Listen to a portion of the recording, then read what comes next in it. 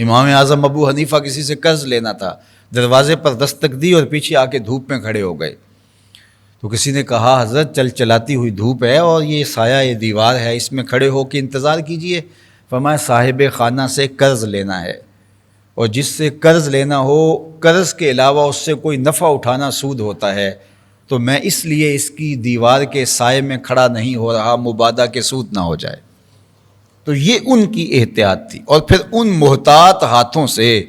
ہمارے تک دین پہنچا۔ تو اللہ کے جو ولی ہیں وہ ایمان کے بھی اعلیٰ ترین مرتبے پہ فائز المرام ہوتے ہیں، اور وہ اتقاء کے بھی اعلیٰ ترین مرتبے پہ فائز المرام ہوتے ہیں۔ باقی ظاہر ہے جب حضور علیہ السلام کا زمانہ تھا اور حضور کی زمانے کی قربت لوگوں کو میسر تھی، تو اس طرح کے لوگ جو ان اعلیٰ مراتب پر تھے وہ کثرت کے ساتھ پائے جاتے تھے، اور پھر وقت کے ساتھ ساتھ ان میں کمی آتی رہی۔ اس کا یہ مطلب نہیں کہ آج اولیاء نہیں ہیں، آج لوگوں کے پاس مضبوط ایمان نہیں ہے اور اتقاء کے اعلیٰ درجے پہ لوگ فائز المرام نہیں ہیں، بالکل ہیں، لیکن بہت تھوڑے، ڈھونڈنے سے ملتے ہیں۔ قرب قیامت کی علامتیں بیان کی گئی ہیں کہ لوگ کہیں گے فلاں بستی میں ایک دیانت دار آدمی رہتا ہے، اور لوگ اسے دیکھنے جائیں گے۔ تو ہمیں جو اولیاء اللہ کی اصطلاح دی گئی ہے، ایک تو یہ ہے کہ ہم اہل اللہ کو تلاش کریں، ان کی قربت میں بیٹھیں، اور دوسری بات کہ ہم خود بھی وہ صفات اپنے اندر پیدا کریں کہ اللہ کے ولی ہم بھی تو بن سکتے ہیں۔ اللہ تعالیٰ نے یہ دروازہ مخصوص لوگوں کے لیے تو نہیں کھولا کہ وہ اس دائرے میں آ سکتے ہیں، عام لوگ نہیں آ سکتے۔ اللہ کا جو بھی بندہ محنت کرے گا، کوشش کرے گا،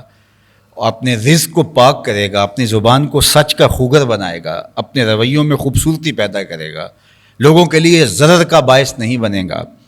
اپنی زندگی کو مرتب اور منظم کرے گا، اللہ رسول کے بتائے ہوئے طریقے کے مطابق چلے گا، فرائض کی ادائیگی کے بعد نوافل کی کثرت کرے گا، تو اللہ تعالیٰ اس کو یہ نور عطا کرے گا۔ اس کے لیے تو اس نے دروازہ بند نہیں رکھا۔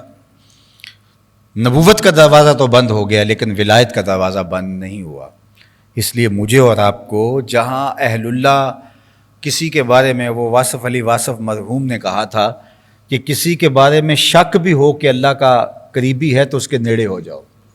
یقین تو دور کی بات ہے، اگر آپ کو شک بھی پڑے کہ یہ کوئی اللہ کا بندہ ہے تو اس کے قریب ہو جاؤ، تو تمہیں کچھ نہ کچھ برکت مل جائے گی۔ ایک تو جس کے بارے شک بھی پڑے کہ یہ اللہ والا ہے،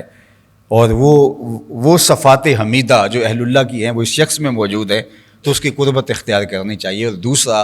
ہمیں از خود جد و جہد کرنی چاہیے کہ اللہ تعالیٰ ہمیں زمرۂ اولیاء میں شامل فرمائے۔ وَأَلْحِقْنِي بِالصَّالِحِينَ، ہمیں جو کہا گیا، جو دعا مانگنے کے لیے سلیقہ دیا گیا، اس میں ایک لفظ یہ ہے، اللہ نیک لوگوں کے ساتھ مجھے شامل کر دے، اور ان کے ساتھ محض ان کے زمرے میں آ جانا۔ وہ جو 99 قتل کر بیٹھا تھا، اور پھر جب ایک جاہل کے پاس گیا تو اس نے کہا تیری توبہ نہیں، تو پھر اس کو بھی قتل کر دیا، اور 100 اشخاص کا قاتل بنی اسرائیل کا وہ شخص جس کا ذکر صحیح احادیث میں ہے، تو پھر وہ کسی کے پاس گیا تو اس نے بتایا نہیں ایسا نہیں معاملہ جس طرح اس راہب نے کہا، بلکہ فلاں بستی میں اللہ کے کچھ بندے رہتے ہیں، ان کے ساتھ جا کے بیٹھ جا، ان کے وجود کی برکت سے تجھے توبہ نصیب ہوگی اور تیرے گناہ بخشے جائیں گے۔ تو وہ گھر سے چلا، ابھی آدھا رستہ طے نہیں کیا تھا کہ موت واقع ہو گئی، تو فرشتے آ گئے، اور جنت والے کہیں کہ یہ توبہ کے دروازے کی طرف جا رہا تھا، اور جہنم والے کہیں 100 افراد کا قاتل ہے۔ اللہ اکبر۔ پھر اللہ ایک فیصلہ کرنے والا فرشتہ اور بھیجتا ہے کہ جا کے ان کے درمیان جا کے فیصلہ کر، اور فیصلہ اس نے کیا کیا کہ زمین کو ناپ لو، اگر اہل اللہ کی بستی کے یہ زیادہ قریب ہے تو اس کو جنت میں لے جاؤ، اور اگر یہ گناہ والی بستی کے زیادہ قریب ہے تو جہنم میں لے جاؤ۔ اللہ اکبر۔ اللہ کو تو پتہ تھا، لیکن یہ پروٹوکول ہے توبہ کے دروازے پر آنے والے اور اللہ والوں کی بستی کی طرف جانے والوں کا، کہ پھر ایک ایک انچ ناپا گیا، اور کہتے ہیں جب وہ گرا، حدیث پاک میں آتا ہے جب وہ گرا تو وہ بالکل درمیان میں تھا،